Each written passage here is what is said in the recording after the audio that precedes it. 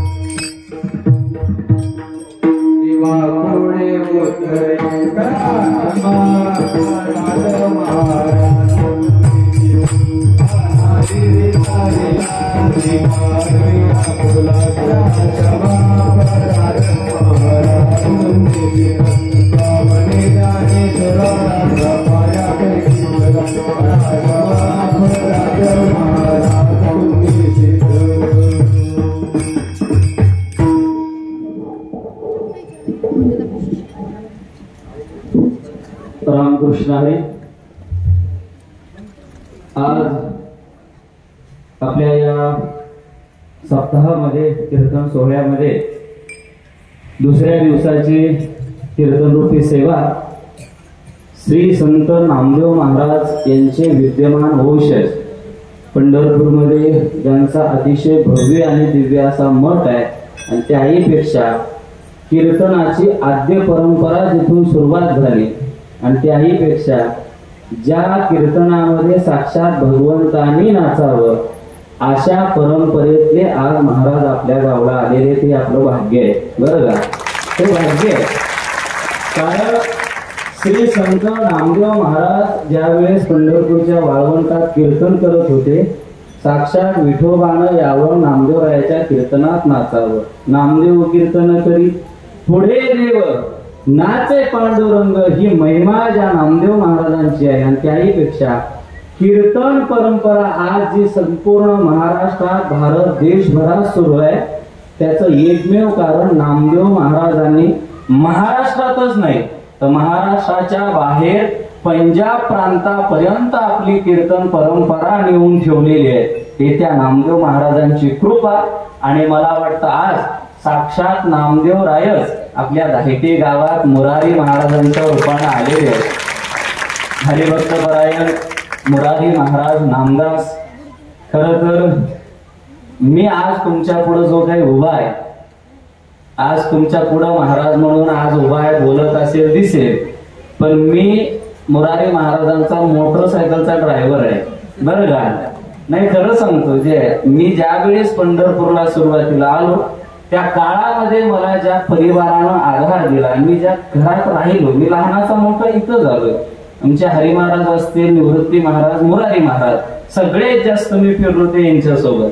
मुरारी महाराजांसोबत कायम मृदंगासाठी सुरुवातीला आणि मग गाडीवर संध्याकाळच्या वेळेला प्रवासाला आम्ही दोघं जायचो. मला आठवतंय, आता हे सांगू नये पण आपलं गाव आहे म्हणून सांगतो. आम्ही एक वेळेला अकोला तिकडे गेलो होतो विदर्भामध्ये. आणि मग येता येता औंढा नागनाथ लागतं. औंढा नागनाथच्या जवळच माझं गाव आहे. महाराजांना म्हटलं चला घरी. सहज आम्ही आमच्या घरी गेलो, मुक्काम झाला. सकाळी उठून असा जसा सप्ताह होता तसा आमच्या गावात महिलांचा सप्ताह होता. महाराजांना म्हटलं सकाळी कीर्तनाची सेवा करता का? सहज येता येता का होईना महाराजांनी आमच्या गावामध्ये तिकडे कीर्तनाची सेवा केली. सहज गाव. तो आत्ताच नाही, एवढा मोठा मी आहे, नामदेव महाराज परंपरेचा आहे, हा आविर्भाव कधी नाही. मोकळे मन, रसाळ वाणी असा ज्यांचा स्वभाव आहे. मला वाटतं मुरारी महाराज आज इथं आले, आम्हाला सेवा दिली. आणि मी विनंती त्यांना अशी करेल की आम्हाला मुरारी महाराज हे आता हे पहिलं वर्ष आहे जायचं, या सप्त्याला अजून आपल्यासारख्यांचं मार्गदर्शन पाहिजे. अजून त्या मार्गदर्शनाची गरज आहे. आपण ते करावं. महाराज इथं उपस्थित झाले त्याबद्दल महाराजांचा छोटे कानी सन्मान, प्रसाद, आशीर्वाद त्यांचा आपण घेणार आहोत. हरिभक्त परायण शिवाजी महाराज गेडे यांना विनंती करतो की आपण महाराजांचा सन्मान करायचा.